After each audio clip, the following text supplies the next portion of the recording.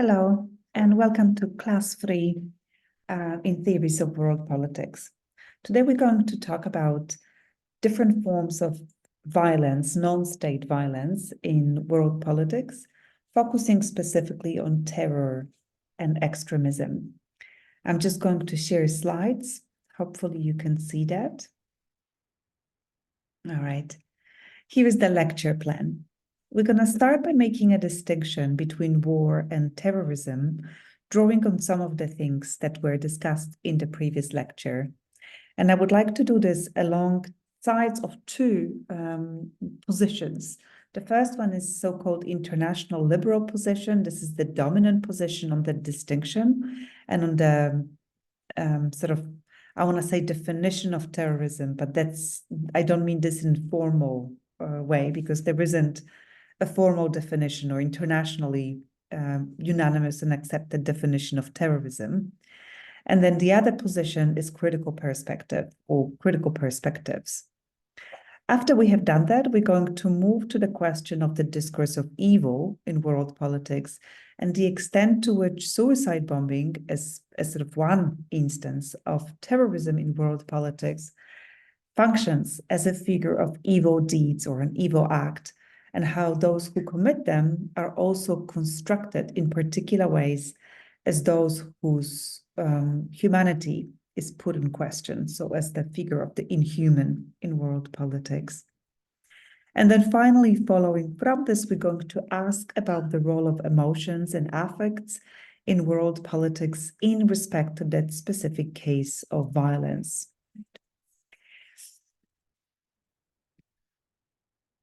All right, there we go. So one of the key points from the last class was that studies of warfare in international politics and in international law rely on a separation between justified and unjustified use of violence, right? Or perhaps we could say, by extension, permissible and impermissible use of violence. So let me start by saying a little bit more about this distinction and how it has been elaborated in international liberal doctrine of just war. So this is a long and complex philosophical tradition, which I'm not going to be able to exhaust here. But by way of reminding you, you might have had this distinction, you might have encountered this distinction before. There are certain criteria which are taken to make war morally justifiable. I have listed them on your slides. The first one is jus ad bellum, so the reasons that a state has to go to war or rights to go to war, and the other one is jus in bello, so right conduct of war, right? The means which are used for combat, for fighting. These are philosophical principles. Some have argued in their genealogy, they are also theological principles. But the modern period, they have been also enshrined in very specific international humanitarian mechanisms, right? International humanitarian law in a series of treaties, courts, tribunals, and other institutions, right? There are two key trajectories, the Hague tradition and the Geneva tradition, two streams, we might call it. So why is it good to take a starting point for a discussion of terrorism and extremism in world politics from this distinction, right? This is because, while we don't have, as I mentioned, an internationally unquestioned, unanimous, and accepted definition of terrorism, the distinction between justified and unjustified violence and how it's been highlighted by scholarship and by policies, right, helps understand terrorism and international responses to it. We will consider non-state violence in world politics through the specific prism of the political phenomenon of suicide attacks and suicide bombings. According to Riaz Hassan, I will turn to his work in a moment in greater depth, a international political sociologist who specialized in research on terrorism, Suicide attacks and suicide bombings especially are some of the fastest growing forms of terrorism in the world. So let me move to these maps, these sort of visual, not maps, but these visual sort of aids to present this. These are visualizations or graphic representations of statistical data that have been produced as part of the Global Terrorism Database that's based at University of Maryland in the US. What you see here is a visualization of the temporal dynamics of the growth and also the geographical distribution of terrorist attacks. In the lack of internationally accepted definition of terrorism, the GTD, so the Global Terrorism Database, instead of the definition, uses a combination of different criteria, right? Of inclusive, several sort of coded criteria and a very broad definition of terrorism. Here is another graphic representation. It's the most recent produced by GTD. Unfortunately, it's only from 2020, so it's a little bit dated. It's so-called terrorist heat map, and it shows geographic concentration and intensity of terrorist attack that occurred worldwide in that 1 year.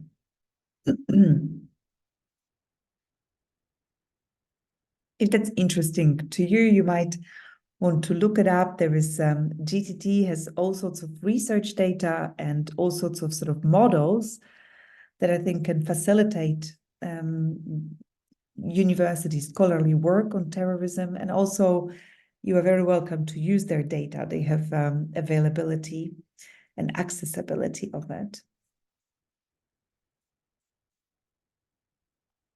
So in discussing terrorism in world political context, it is insightful to juxtapose the diverse forms of state and non-state violence, even if ultimately we might want to question this distinction.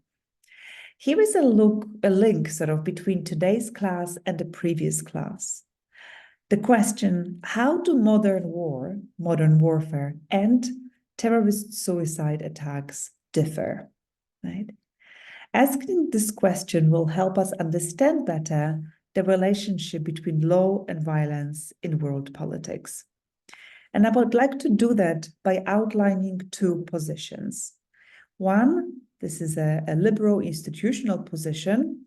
It insists that there is a clear difference between the act of terrorism and war, right? The second position is political, theoretical position or perspective, troubles and complicates this formal distinction, right, between those two. And some of its proponents will go as far as to suggest that we should not exceptionalize terrorism in relation to war, but we should define suicide attacks as acts of war, okay? At least as a very possibility. The positions pivot on the question that you can see on this slide. What kind of violence is a terrorist suicide attack? Are they acts of homicidal killing? This is the way they are defined in international law today. Or is terrorism a weapon of war? Let's start from the liberal position, right? The one that makes a clear distinction, insists on a clear qualitative distinction, a categorical distinction almost between terrorism on the one hand and then state violence in the form of war, of combat, right? This is the importance of that position, you will see, is that it is here in international politics and international law that suicide attacks are defined as evil and abhorrent acts. I will turn to the discourse of evil a little bit later. But basically, the suicide attacks are the ones in which the aggressor first destroys themselves, and then because they have weaponized their body, they also kill civilians, right? So it's the definition of terrorism involves intentional act of causing non-combatant death, with the emphasis of non-combatant, right? This is seen as something radically different from non-combatant death in war, that of course this position does not deny it occurs. Right? I have mentioned last time the expression, the concept of collateral damage, right? This means non-combatant death and wounding that occurs as part of war. The difference draws out what I would call a liberal imaginary of war or just war, right? So collateral damage presents non-combatant war or death at war as something accidental, not intentional, but precisely collateral, right? It's parallel and secondary to the key purposes of war, a kind of supplement. Collateral means supplementary. Suicide attacks are precisely not war in that sense. So Michael Walzer, whose name I have put on the slides in case you want to follow this up a little bit deeper, is one of the key proponents of that position. He wrote an essay which is now quite a bit dated, but has been updated and in its revised form reprinted in 2008 in a book that Michael Walzer wrote that sort of picked up the question of terrorism, interesting slip, in post 9/11 circumstances. And the essay is called Terrorism, a Critique of Excuses. In that essay, Walzer, as a kind of a representation of this liberal distinction between war and terrorism, makes a series of postulates, right? A series of kind of claims or statements. The first one is that terrorism is qualitatively different act of violence than war. For Walzer, just war theory pivots on the premise that it is possible to define war as different from terrorist acts of violence, right? Terrorism and war are not just opposite, but they're always clearly distinguishable. They have two fundamentally different taxonomies of violence in world politics. This is not to say that any war is justified, but that war is justified in principle. Right? It is also an argument that weaves a moral judgment into a political position. By being formally and substantially distinguished from war on the point of specifically civilian killing, right? In just war, it's coincidental and minimalized. In terrorism, this is the key goal. This is also what makes it morally unjustifiable and much more morally worse, if you like, than war. So in liberal studies of war, there is this sort of fundamental premise that while some wars might be unjustly declared, right? They are aggressive wars, they are usurpatory wars. Some might use immoral and cruel and vindictive means, right? Wars are not in principle immoral, but in contrast, terrorism is always immoral, evil, and indefensible. Okay. And then a third point is that what defines terrorism as an act of world political violence, right, are two sort of factors or two idioms. One is randomness, the other one is innocence. What Walzer means by innocence is a kind of a formal characteristic of all non-combatants. Basically, innocence is a quality of those who are not engaged in combat, right, as soldiers. Those basically whom terrorism targets are not engaged in combats, in contrast to war. Terrorism then differs from war in that it targets identity, right? It isn't what you're doing that makes you a target of violence, it is who you are, right? So anyone is a potential target for terrorism as long as they are members of the antagonized and targeted group or class. This is, of course, contrasted to war that for Walzer renders a given subject the target of violence, right, because of what they're doing, not because of who they are. Their political, social, civil identity does not matter.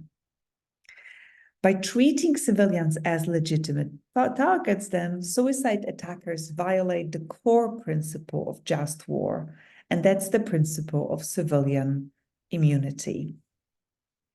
Let me read this quote to you from Walzer. Terrorists, he says, are killers on the rampage, except that rampage is not just expressive of rage or madness. The rage is purposeful and programmatic. The peculiar evil of terrorism is not only the killing of innocent people, but also intrusion of fear into everyday life. The violation of private purposes, the insecurity of public spaces, the endless coerciveness of precaution.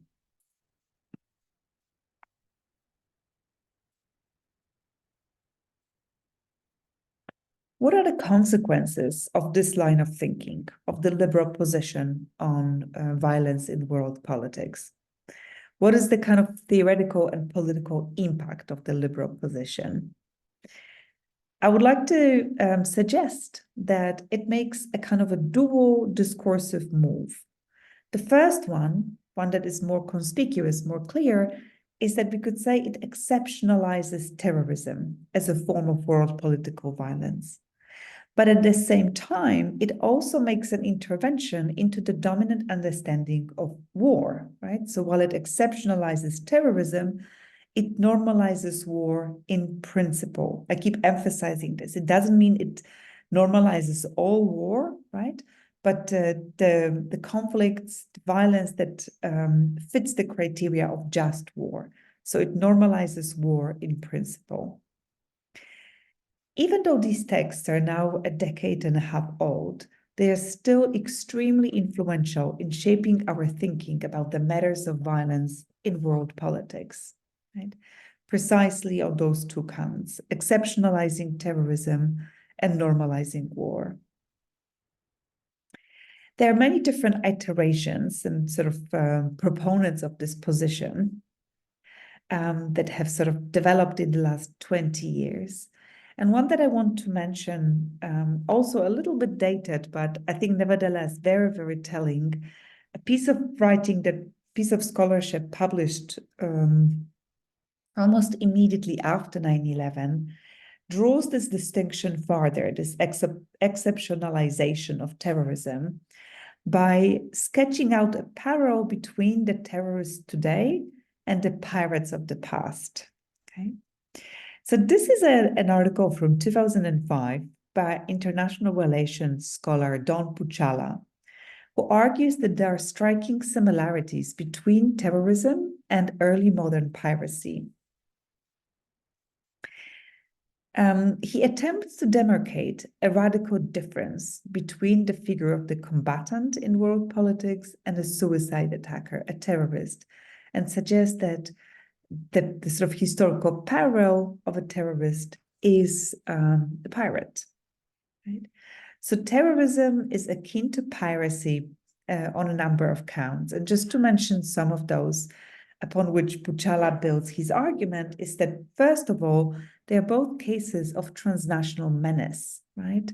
In the early modern times, right, they were they didn't represent state interests, but their own, right? Private organizations which created these complex networks or assemblages that were placed within, but also across state structures, just like today's terrorists, Puchala argues. While piracy might not have been ideologically or religiously motivated, right? That would be the kind of main difference to some of the cases of terrorism that he looks at. But the chief goal was, of course, acquisition of wealth. Pirates nevertheless target unarmed and innocent people, right? In order to, that was one of the key goals, right?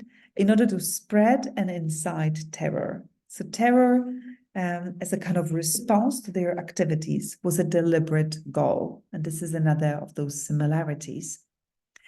Then a third thing is the effect, right? So the effect of disrupting law, as in the case of piracy, maritime law, in the case of terrorism, national and international law, but also what Puchala calls normal social routines, the functioning of infrastructure, and the undermining of institutions.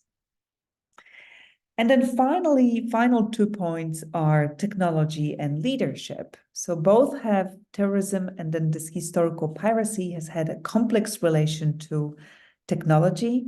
The global spread and mobility of pirates was very much linked to technological advances in navigation and other of their time, and same with terrorism. And then both facilitated development of charismatic leadership and depended on their success and efficiency on a whole network of sympathizers, abettors, and co-conspirators. So we might want to ask ourselves the so what question at this stage. All right, so even if you could draw the parallel, what have we learned, or what does this suggest in terms of responses, world political responses to terrorism? As a liberal internationalist, Puchala does recommend a coordinated interstate action, effort, and collaboration in defending terrorism and pursuing counter-terrorist policies. But at the same time, I would argue he indirectly and perhaps paradoxically undermines this proposition of international collaboration because he very clearly, with the pirate, places the terrorist and the terrorist act outside the law. So terrorists like pirates, right? If we draw the parallel, the conclusion is terrorists are outlaws. They are in some important respects outside and beyond the law. The regular laws do not apply. The international laws of humanitarian combat, for example, do not apply. Okay? Extraordinary measures might be justifiable when dealing with terrorism, including proactive approach, proactive actions, concerted actions, aggression.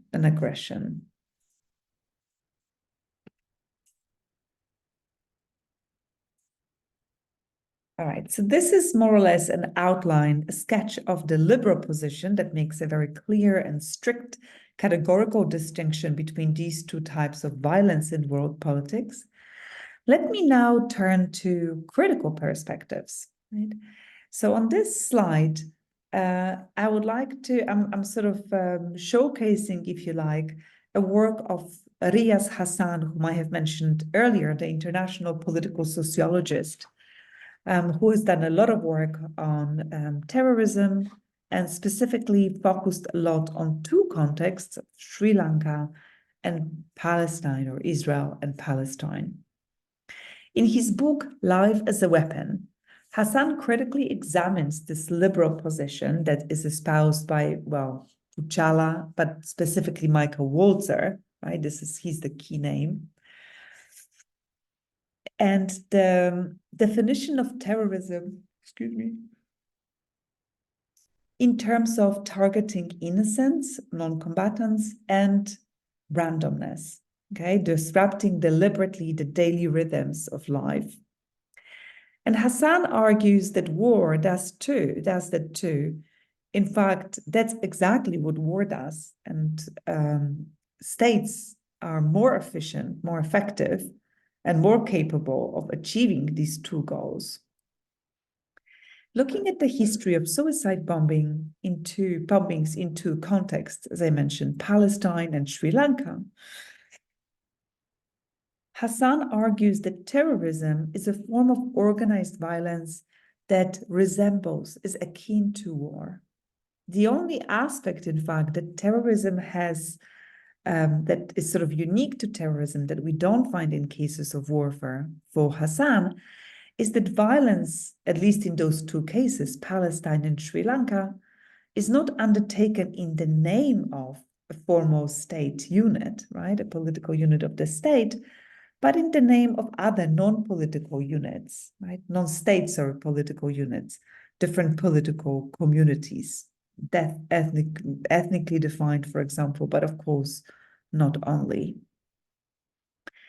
What is not often mentioned, or at least dwelt on in the liberal position then, in this sort of exceptionalizing of terrorism, is that compared to any terrorist organization, Hassan argues, and I quote, modern states have a far greater capacity and capability to kill and destroy human lives.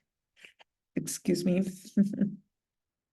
He says, one of the purposes of war is to wreak destruction on the enemy, and that includes civilians. War and terrorism both kill civilians and combatants. Soldiers, too, are trained to kill. End of quote. So you can see that Hassan resists both this sort of exceptionalization of terrorism in the liberal position, but also critically investigates its other side, which is normalization of war. Killing in war is defined, he says, through the principle of what is called social substitutability. I put it on your slides in case that's a difficult word, social substitutability. It means that the main reason why killing in war is different, this is the sort of main reason why killing in war is approached very differently from how law approaches murder, right? And this is because law sort of views war through the prism of collectivist logic, right? War as something that is conceptually, in terms of social practice, cognitively conducted between groups, whereas murder is always individual, right? So the principle of social substitutability, which is applied in our international understanding of war, is that in war, killing is viewed from the perspective of injury down to the group, okay? Group responsible for the infliction of injury and group liability with respect then to the sort of post-conflict retribution.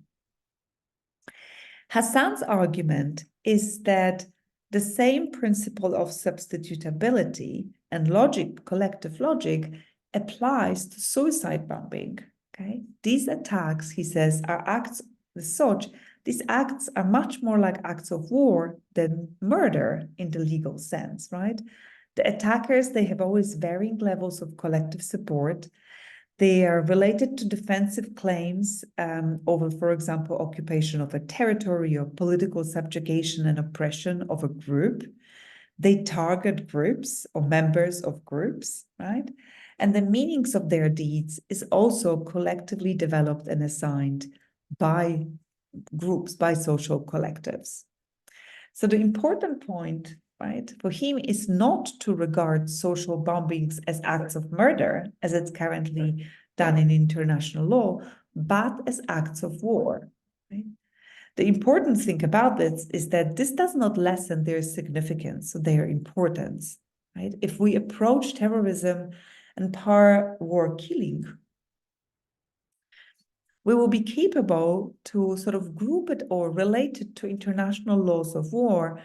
And this is Hassan's argument, they would be most appropriately classified as war crimes, right? So he points to, for example, Article 147 of the Fourth Geneva Convention, which a passage of which I reprinted for you on your slides.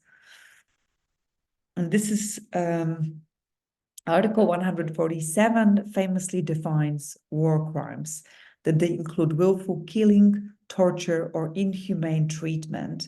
And that includes willfully causing great suffering or serious injury to body or health.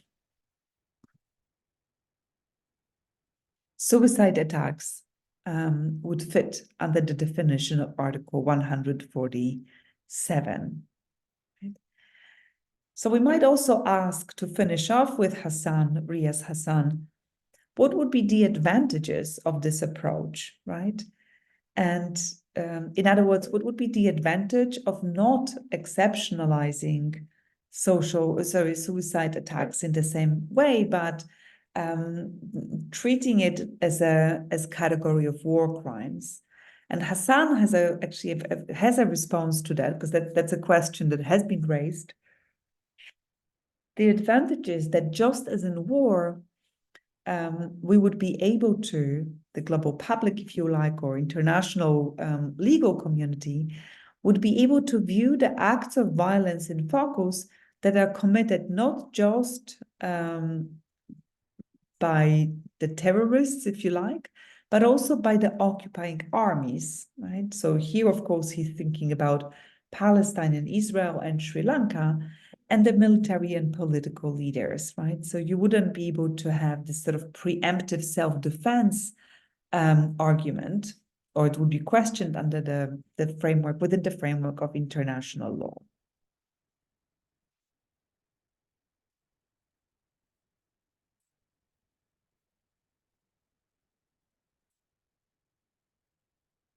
Another, I think, very prolific and inspiring example of this critical perspective on the distinction between war and warfare in international politics has been written by Talal Asad, who is originally a religious studies professor, but has written very important work in the field of world politics. And this book is called On Suicide Bombing. It was actually a series of lectures. It's very accessible, and you should be able to access the book in the library. Excuse me, in the library. It's early here.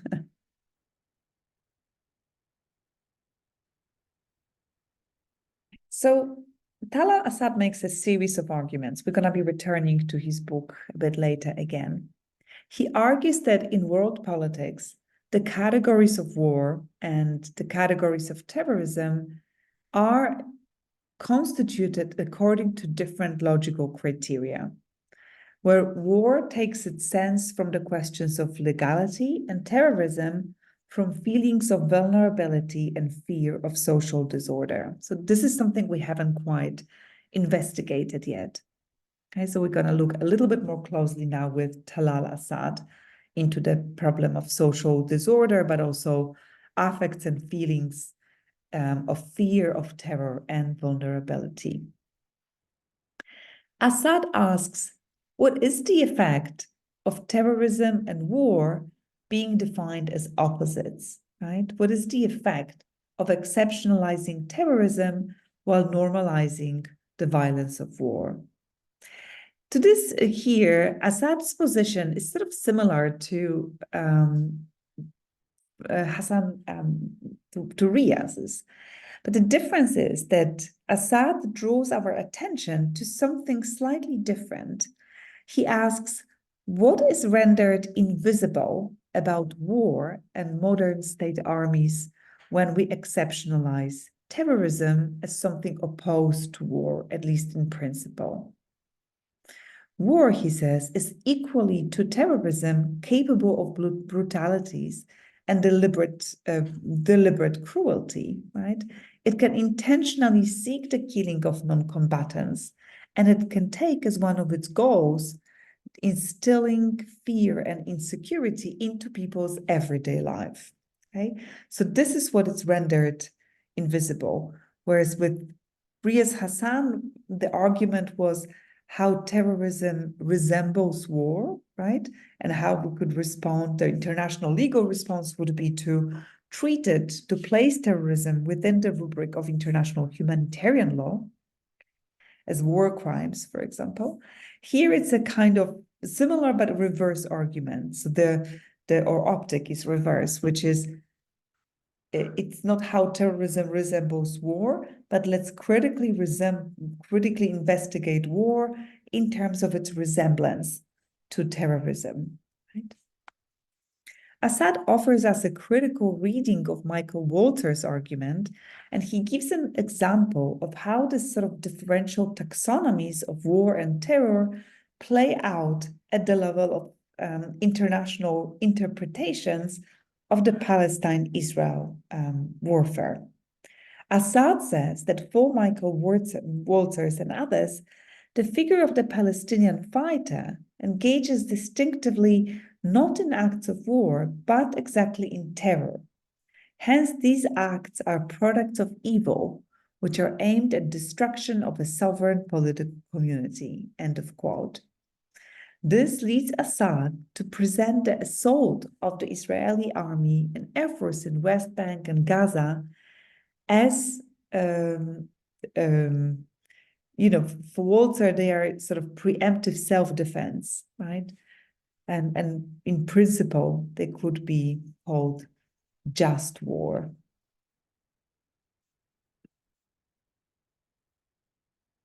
Critical international sociology suggests further that the opposition between terrorism and war is mapped onto opposition of two figures, two binary figures: the barbarity, the barbarian other, the terrorist as the barbarian other, and the civilized soldier. The dirty, bloody act of violence of the suicide attack functions in binary opposition to clean warfare technologies, right? To violence that's executed almost through this sort of with surgical precision, without at least potentially collateral damage. The mechanized unnamed drone warfare is one that has sort of embodied that ideal, right? That's been some kind of opposition to how we imagine the kind of images of terrorist attacks or terrorist violence.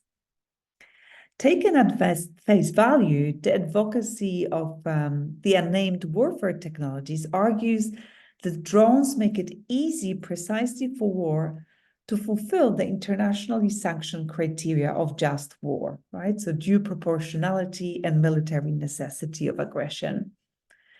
Killing is argued to be executed with precision and accuracy that's only available to machines, right? Mechanized warfare, the use of robotics, the use of AI in warfare have been argued to create a kind of killing at the distance, precise killing, or what is sometimes called humane warfare or humanitarian warfare, one that abstains from unnecessary suffering.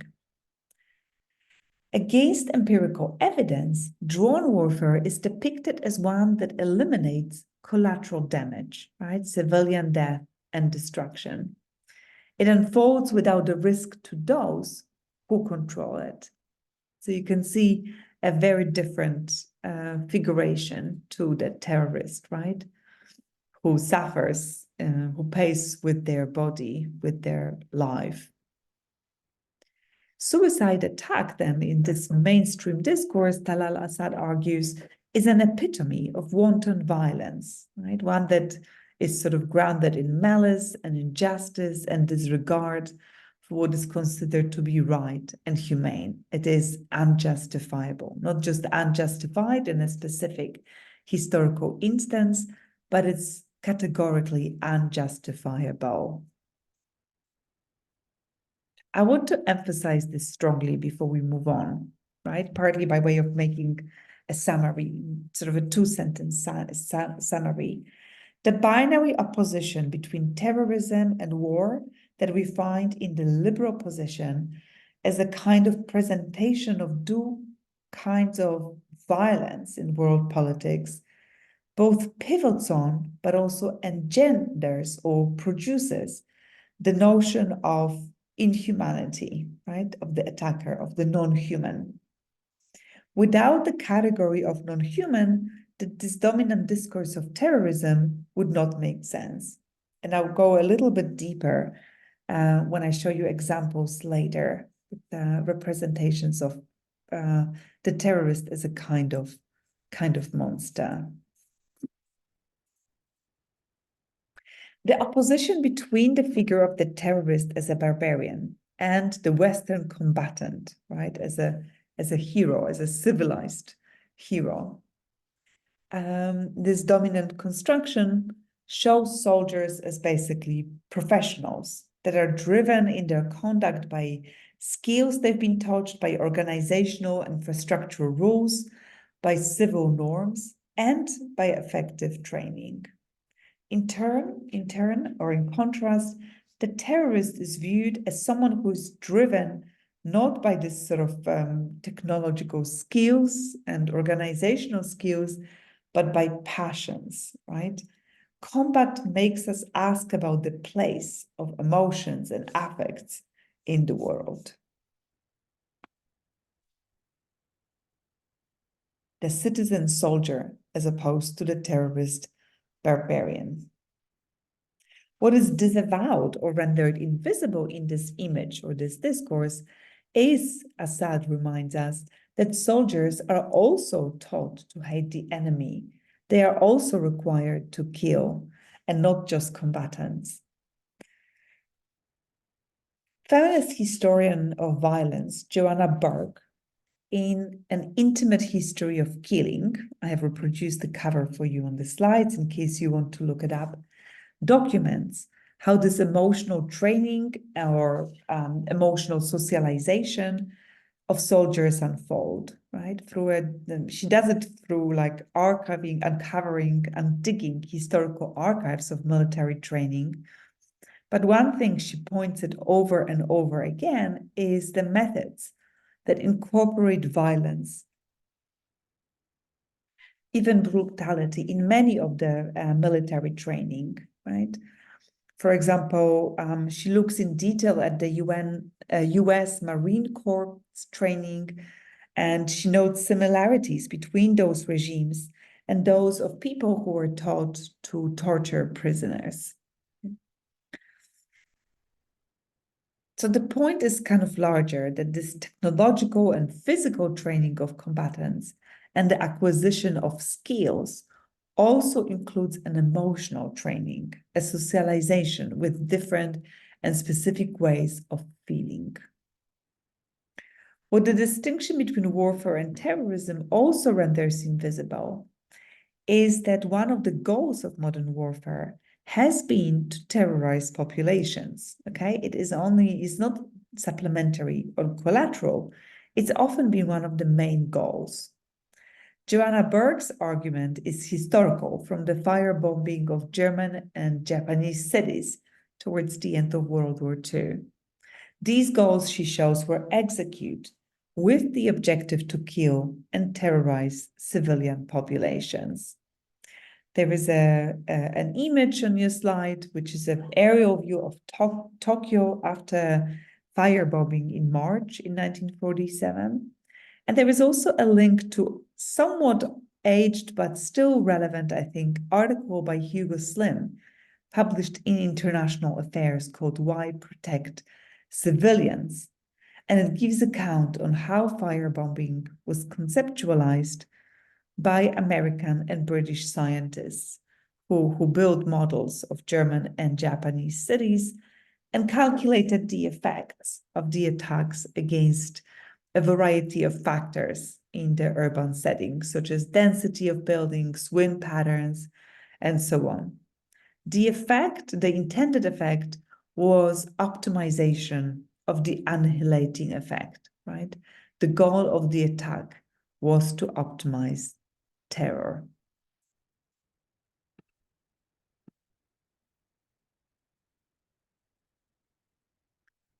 Okay, I'm gonna put a little pause now.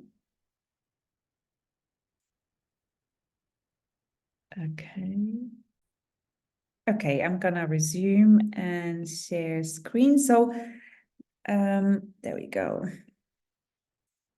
Okay. All right. So this is the sort of, so we finished the first part of the lecture, that has focused on this sort of fundamental distinction between liberal and critical approaches.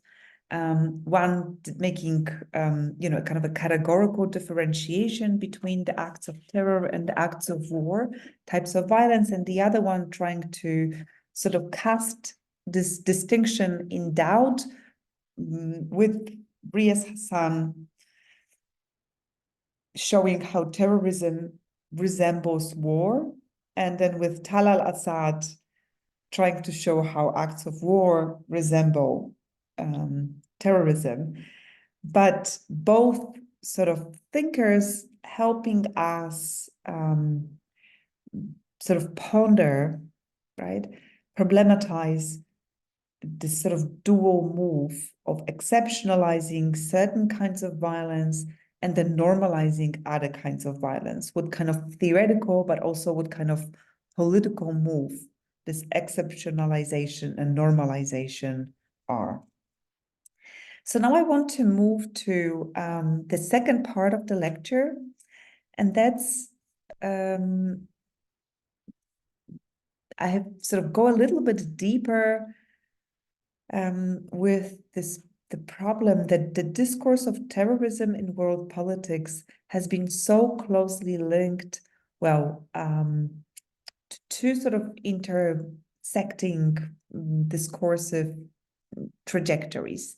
One, I have mentioned that this is perhaps the closest we come to the use of the categories of evil or inhumane, monstrous acts, which is interesting in itself because evil is not a political category per se, right? Of course, we can find it in politics, but it's a theological, perhaps philosophical and ethical category. And so we need to investigate what sort of happens when it's lifted out of that category and rooted or grafted into a political discourse, as a political problem.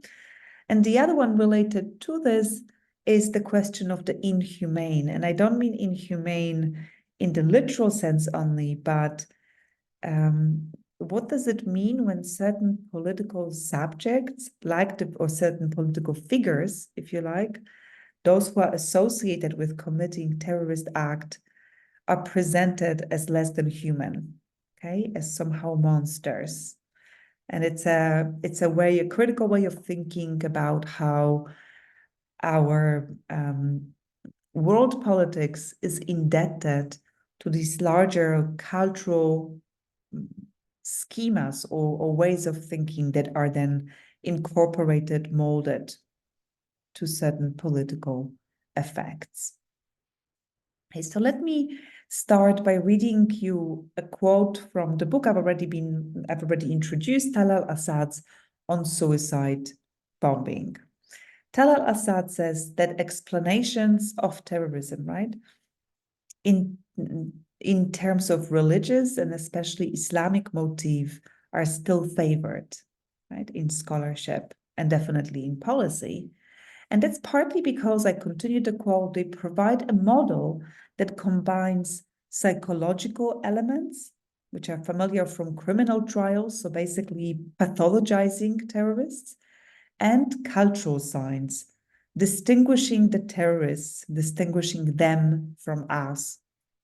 A model that lends itself to the discourse of the protection of civilization that is committed to life, us, against barbarism, a love of death.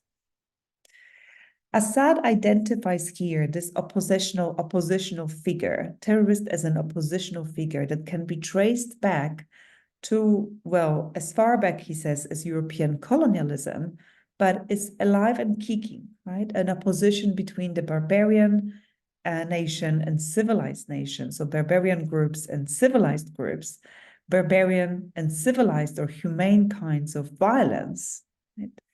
So you see how this becomes a familiar territory. Let's delve into this with this example. So these images are taken from kind of randomly from media coverage responses to, you might remember, the Manchester Arena bombing in 2017, right? Here you see the use and the kind of imagery that describes and codes the terrorist as evil, right? And the imagery and the discourse that opposes it to the innocence of the victim, right? So terrorism is this abhorrent, evil, horrific violence that is condemned without reservation and without qualification. The important thing here, right, looking at these images kind of critically or and analytically, right, that I want to emphasize is that terrorism becomes an act of violence that isn't only beyond kind of justification, right, radical or absolute evil, but in some important ways also beyond our understanding, right? The audiences, it defies, if you like, understanding. One of the effects, right, I asked earlier what the effects are, is that the terrorist is sort of dehumanized, right, by being presented as this violent fanatic who is driven by particular emotions, by powerful passions, hatred, envy, resentment, and then as also someone who is incapable of other humane or humanizing emotions, specifically empathy for the victim and guilt for what they have done. Right? So here is one example of how that figure functions in situations that perhaps complicate the self-other distinction. This is a bit older example than the Manchester bombing in 2017, about more than 10 years before that. Jenny Tong, who is, you might know her, though I think her political career has ended. She was a very vocal liberal Democrat who spoke critically about the Tony Blair's foreign policy, post 9/11 foreign policy. And she made this very controversial statement about Palestine suicide bombers. She said, I quote, "If I had to live in that situation, and I say that advisedly, I might just as well consider myself becoming one or becoming a terrorist," right? And this caused an outraged reaction from, from Israel, who made a formal complaint. And Jenny Tong was actually forced to leave the front bench of Liberal Democratic Party, become a backbencher. And the reason why I give this now a bit dated example is that I think it raises a question that is still incredibly valid, right? What we should ask ourselves, I think, is why, in contrast to the violence of the state, suicide bombing has become a kind of a name, right? A term for a violence that is imagined as something far worse than that is perpetrated by, pursued by the state. Something that is almost from another world, that no reasonable human being could possibly say or identify with. Something that defies understanding, a statement that has no place, right, in a democratic forum, right, that couldn't come from an MP. Here, I think it raises the question, it links the problem of the inhumane and the evil with something I would like to foreground a little bit more strongly. We touched on it, and that's the way in which the world politics are not actually only constructed through, I don't know, a reasoning or rationalization, but are very strongly infused by affect and emotions as well, just as much as ideas matter in world politics. Feelings are both social categories, psychosocial categories, and they matter just as much, all right? And I think it's hardly possible to find a better case to show it than precisely that of terrorism and suicide bombing. The question through which, or the prism through which we might want to enter this terrain is relatively simple, or seemingly simple, but actually there is nothing simple. And that is to ask, why do acts of terror, when they are represented, described, narrated, visualized, why do they horrify, right? Why do they horrify the public? Why do they horrify us? Why do suicide attacks horrify? To ask that question, right? is to ask about the differential emotional response as a kind of possibility for gaining insight or knowledge, right? And in order to do that, we need to, I think, accept the interconnection between power structures, and emotions, right? That particular ways of feelings are structured, they are part of socialization, right? They are part of social constructions. They are not just authentic, quote unquote, spontaneous reactions, right? They are structured responses. And I'm bringing them here because I would like us to notice how emotions, specifically horror, are involved in the distinctions that we make between permissible and legally sanctioned violence, right?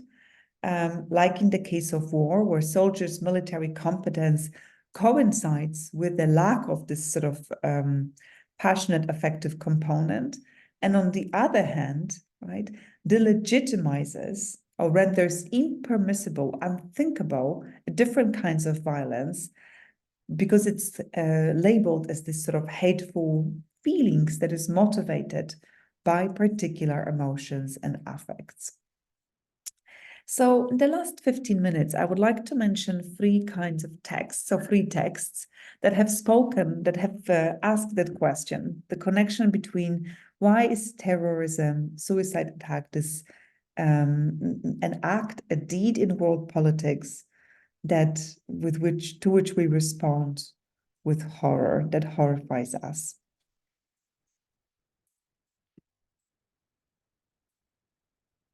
The first of these texts is a relatively short essay by Jacqueline Rose, who is not a world politics scholar, but she's actually a literature professor by training. But she has become, you might know her name because she's become so vocal, public, intellectual, commenting on a lot of different issues, and many of them are connected to world politics, and often, I think, offering a really precious insight. So this essay was published now quite a long time ago, the London Review of Books. And what Jacqueline Rose suggested there, right, is first of all, she said there is a very close link between the feeling of horror and the way that horror operates. Horror is something different from fear, a much more intense affect, right? The link between horror and declaration of incomprehensibility, that we might be able to explain, rationalize fear, but horror signifies that which defies logic, which defies capacity to understand. And so the horror of suicide bombing, right, itself, it becomes that act which we cannot comprehend, which we cannot understand, which also means that we cannot justify it in any way. And what puzzles Rose is, what is the source of the horror? And she looks at different categories like the number of victims or the randomness, unpredictability, or impossibility to guard ourselves from terrorist attacks in the West.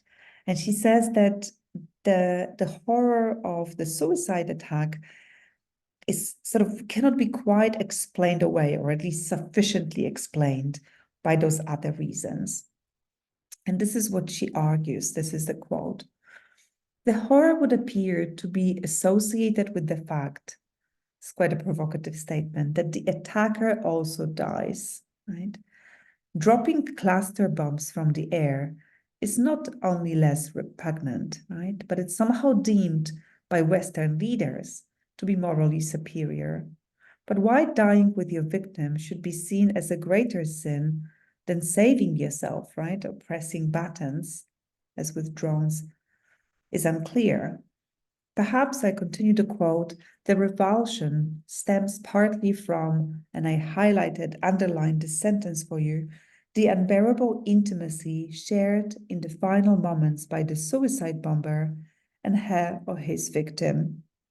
Suicide bombing is an act of passionate identification, says Rose. You take the enemy with you in a deadly embrace.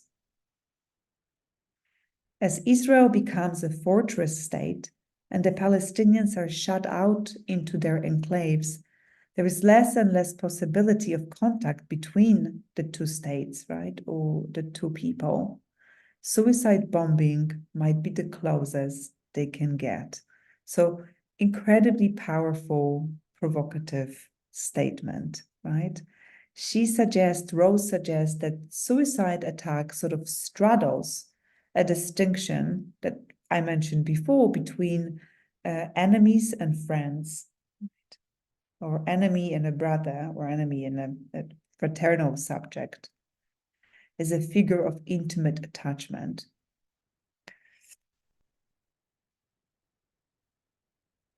So when this essay was published, it was, you can imagine, incredibly provocative, both for, if you like, casual readers, right? I mean, London Review of Books is read by very widely in Britain, but of course also internationally by the international audiences.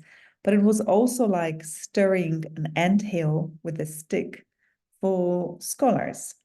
And so Talal Asad, in the book on suicide bombing, responds and tries to think this a little bit farther, taking his point of departure from the claims that Jacqueline Rose has made. Okay. He partly agrees with Rose, right? Partly, but also adds that the horror is connected to this fact of that in contrast to the soldier, right, whom we always identify with a uniform, the horror is also related to the fact that the attacker is indistinguishable from other civilians until it's too late, right? And then Assad links it to all these kind of attempts of racialization, right, of non-Western bodies as potential attackers, of profiling by police that escalates, and this is well documented after terrorist attacks, Islamic terrorist attacks, extremist terrorist attacks that are associated with, extremist Islamic groups, that racialization is well documented, right? But the second thing, and here Assad follows Rose a little bit more closely, right, is he says perhaps we should look at how suicide has functioned in culture, right? This also is carefully scripted in culture, and perhaps we should follow those, and Assad is only one of many that make this suggestion, that the name suicide attack is a misnomer, right? That in fact, it brings it into proximity with a very different discourse that of voluntary death, that we would want to keep separate. So this more kind of in-depth cultural sort of investigation of suicide attacks and horror Assad takes a bit of a detour through a genealogy of the concept of horror, and specifically the concept of the sublime, right? This is a Western sort of modern 18th century philosophical concept, which was proposed by Edmund Burke, right? Who has come up with the concept of the sublime in response to a specific horrific event, which was a volcano explosion. And the important thing is that Burke makes a distinction between the sublime and beautiful, precisely that while they might be somewhat related, the sublime also has an element of horror. It's a far more disquieting event, right? It's a philosophical and a cultural perspective. Horror isn't simply then terror or heightened fear, but it is connected to a specific response, heightened affective response, that Burke theorizes as fascination, certain awe, astonishment, right, which is experienced at the site of catastrophic and destructive event. So the sublime is a mixture of fear and excitement, or jouissance, right? We don't have in English a very good translation of this French term jouissance, which is something that is an enjoyment, but it's also something that is highly unpleasant, dangerous, even painful, right? But gives us nevertheless a kind of delight in this philosophical sense.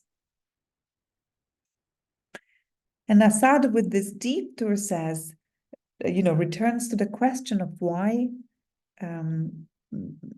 terrorist attacks horrify the Western publics. And he says that these are, for contemporary societies, an iconic example of the sublime, and perhaps not only contemporary, but also, of course, in the past, like terrorism and terrorist act are not an invention of the last, half century.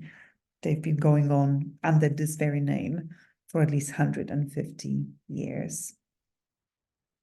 So this might seem like a cultural analysis. Let me now, before I move to our third thinker, explain of what are the political stakes, right? Or world political stakes.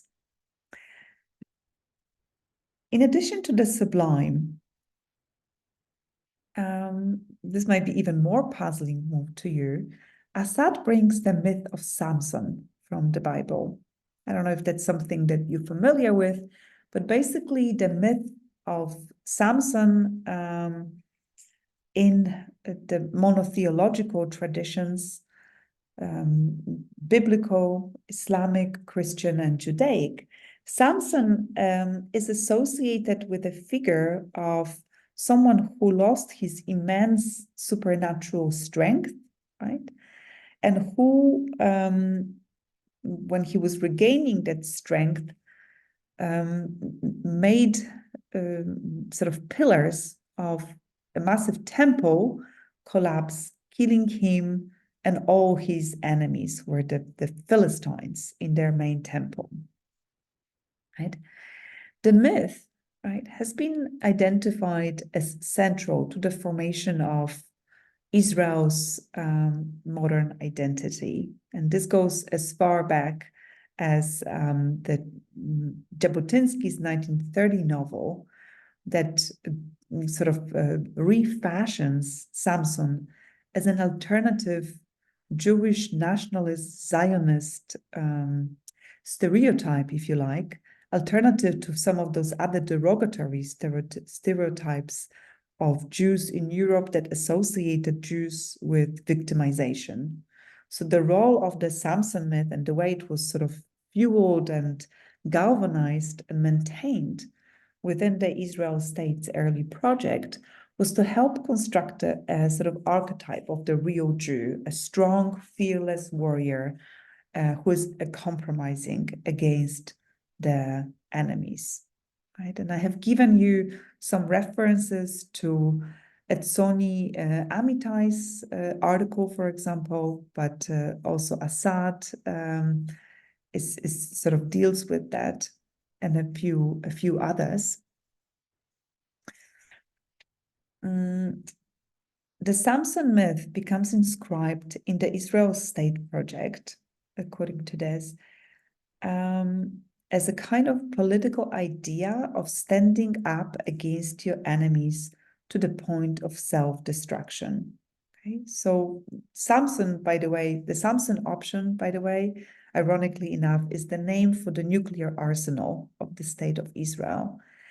As an option, and this is what we find in Assad's book, in which the use of nuclear weapons against the neighboring hostile countries would, due to geographical proximity, bring about this sort of joint destruction of Israel together with its enemies.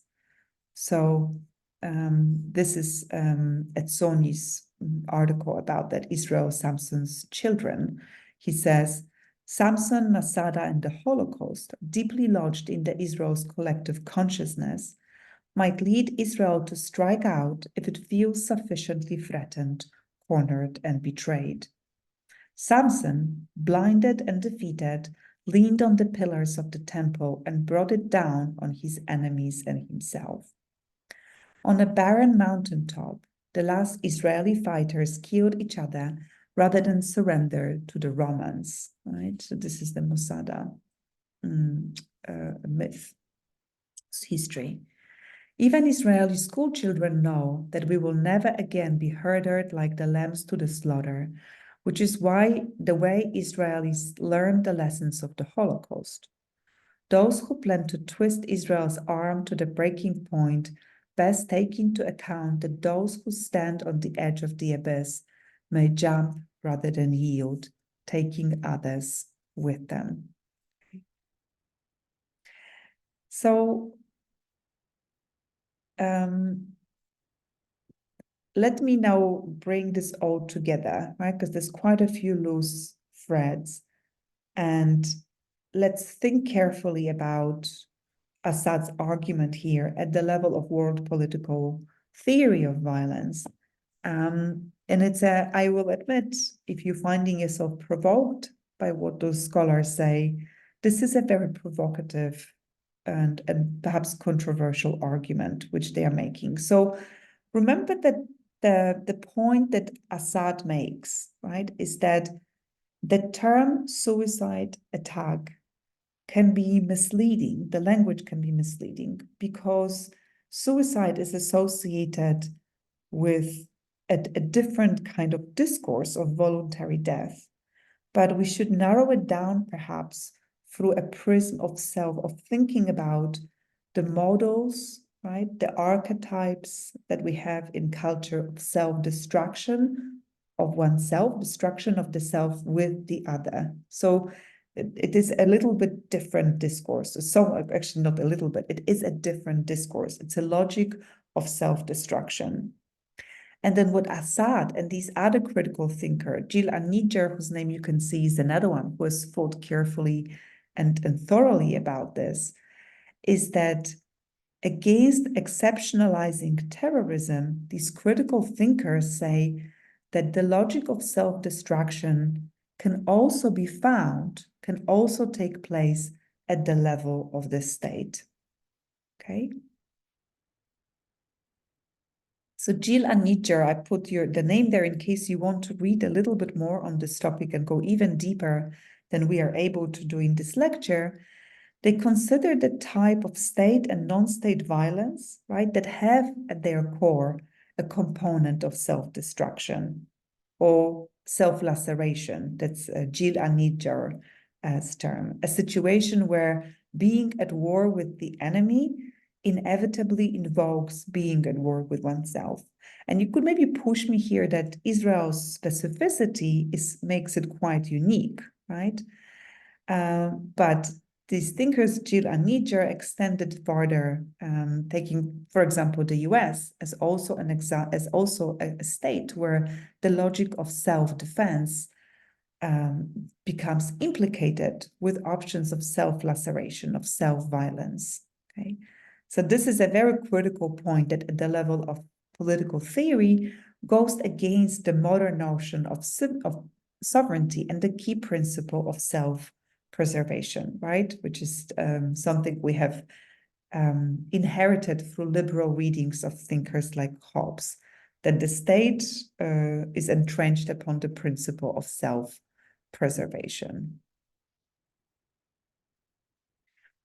All right, and then to finish this off, all right, another very kind of provocative, controversial interpretation of suicide bombing, which is also in a dialogue with Jacqueline Rose, with Gil Anidjar, and with Talal Assad, comes from a Greek-American theorist, Chiarina Cordella, who has written perhaps the most recent article on this, 2016 on suicide bombing. And I also highly recommend this as a kind of a deeper insight even into the categories of affect and horror.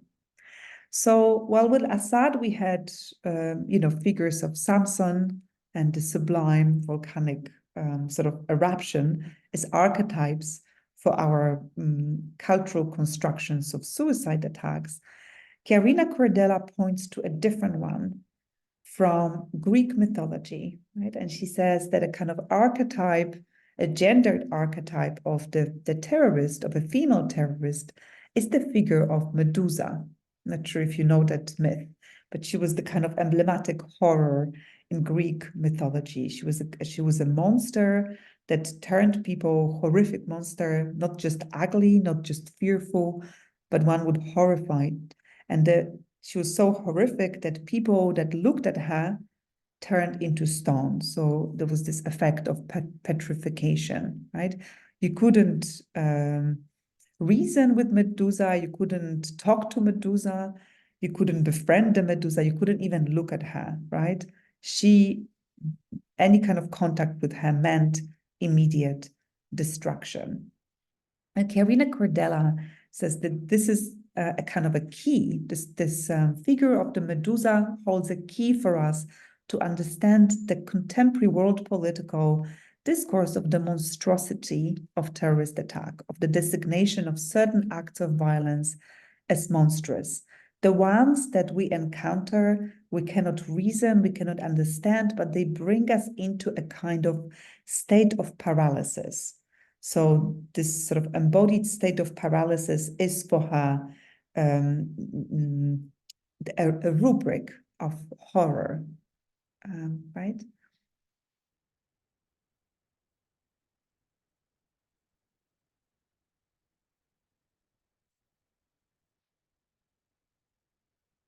So what are the political stakes then, political implications of Medusa?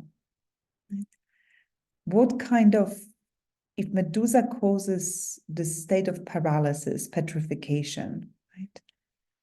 The important thing is that there is only one response to Medusa, right? And that is unqualified violence and elimination of the threat she poses.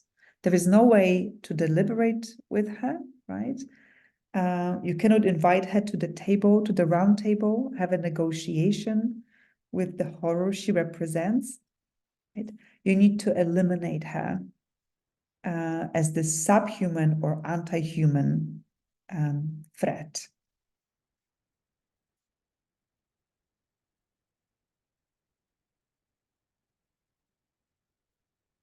So the extent to which Karina Cordella concludes, the extent to which suicide bombers, suicide attackers are constructed as these monstrous subjects, right? Subhuman, or maybe inhuman, that bring about the affect, whose acts bring about the affect of horror. They incite to unqualified violence, okay, against whoever is constructed as a monster. This is a justified and defensive violence, right? So you don't talk, you don't negotiate with the monster, you don't compromise or find a solution.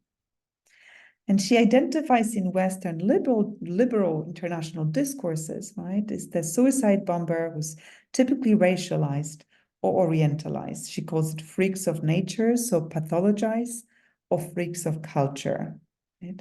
Suicide attack then is read as an expression of belonging to this kind of pre-political order who needs to be destroyed before they destroy us.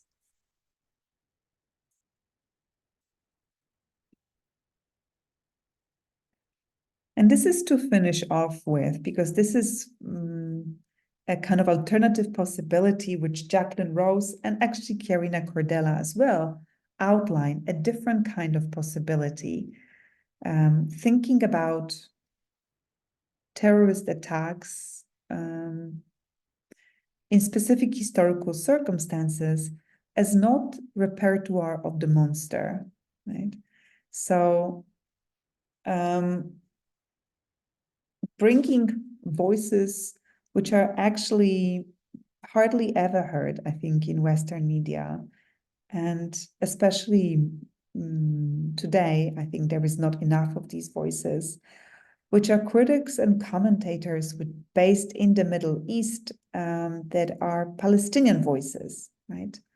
who are always assumed to be sort of condoning and excusing these attacks or being indifferent to them. And Jacqueline Rose and Chiarina Cordella quote publication from the Gaza Community Mental Health Program, which gives us a very different intergenerational sort of insight into dynamics of militarization and kind of extremization, right? They describe the situation of, they place within the discourse of terror attack that of what they call despair, right? A despair in a situation where living becomes no different from dying. So this is quote from El-Sarraj. And then Jacqueline Rose says, when life is constant degradation, death is the only source of pride. Another quote. In 1996, practically all of us were against the martyr operations. This is a quote from Kamal Akil in Gaza, but not any longer. We all feel that we can no longer bear the situation as it is. We feel that we would simply explode under all this pressure of humiliation. Right.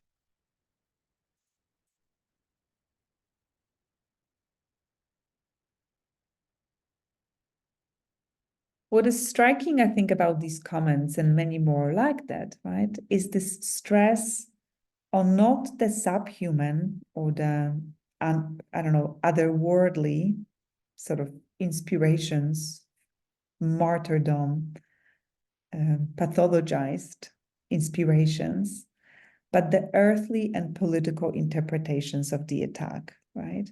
They do not excuse, they do not condone, right? But they also do not fall into the trap of presenting those acts, those deeds, as monstrous, as non-human evil, but as linked somehow, without diminishing responsibility, right, to the utter dispossession, desperation, and hopelessness, a kind of psychosocial response to life under conditions of occupation. Right? And then Cordella asks, in pair with Jacqueline Rose, a very simple question with which I want to finish. If the attacks are a response to occupation, perhaps the most effective way of stopping them is not killing the Medusa, right? The violence of killing the Medusa, but stopping the occupation. To put it otherwise, including non-Western perspectives, right, can widen the scope of critical perspectives, has the potential of widening the scope of dominant perceptions and revealing something surprising about suicide attacks, that rather than expressions of culture of death and culture of sort of violent sacrifice, these perspectives see themselves as part of a struggle for a better life, misguided as they might be and unjustified as they might be, but a kind of part of this larger schema when life has become unbearable, right? Unlivable.